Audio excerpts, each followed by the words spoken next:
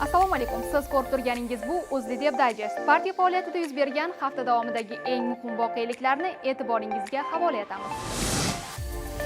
O'zbekistonda vatandosh kartasi egalari va ularning yaqin oila a'zolari uchun ayrim migratsiya xizmatlari bepul bo'lishi mumkin. Bu taklif davlat boji to'g'risidagi qonunga kiritilayotgan o'zgarishlar asosida O'zLiDeP fraksiyasi yig'ilishida birinchi o'qishda ko'rib chiqildi. Qashqadaryo viloyatida O'zLiDeP deputatlari va ishchi guruh vakillari adliya va kadastr tizimidagi muammolarni o'rganib, fuqarolarning murojaatlarini tinglashdi. Yer huquqini rasmiylashtirishdagi qiyinchiliklar va hujjatbozlik bo'yicha aniq takliflar ishlab chiqilishi belgilandi. O'zLiDeP Toshkent shahar kengashi va ayollar muammolarini o'rganish va ishbilarmonligini qo'llab-quvvatlash bo'limi bugunning tadbirkor ayoli loyihasi doirasida ayollar tadbirkorligida mahorat va yetakchilik ko'rikmalari mavzusida seminar-trening o'tkazdi. Tadbir uyda o'tirgan ayollarni tadbirkorlikka jalb qilish va ularning moliyaviy mustaqilligini oshirishga qaratildi. O'zLiDeP tashabbusi bilan o'tkazilgan Taraqqiyot nuqtasi munozara klubida Prezidentimizning BMT Bosh Assambleyasidagi nutqi va Nyu-Yorkdagi uchrashuvlari muhokama qilindi.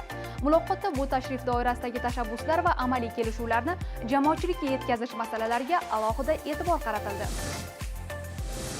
Buxoro davlat universitetida O'zLiDeP viloyat kengashi va partiya deputatlik guruhining qo'shma yig'ilishi bo'lib o'tdi. Unda tadbirkorlikni qo'llab-quvvatlash, investitsiya va eksport masalalari muhokama qilindi.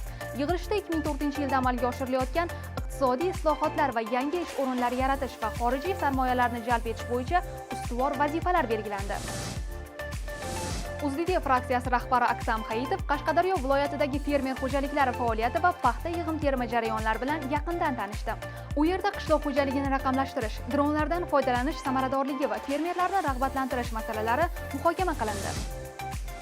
Partiya rahbari Aksam Hayitov Prezidentimizning Turkiy sammitdagi nutqini strategik ahamiyatga ega dolzarb tashabbuslar yig'indisi sifatida baholadi.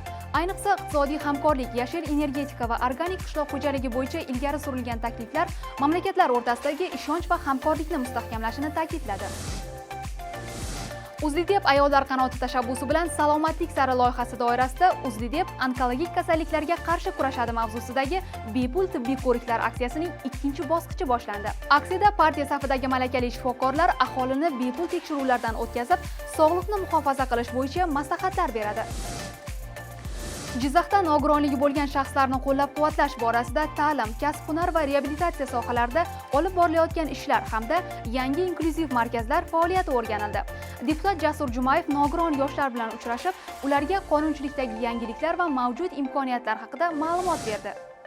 Sizga yetkazmoqchi bo'lganlarimiz shulardan iborat edi. Keyingi hafta uchrashguncha xayr, salomat bo'ling.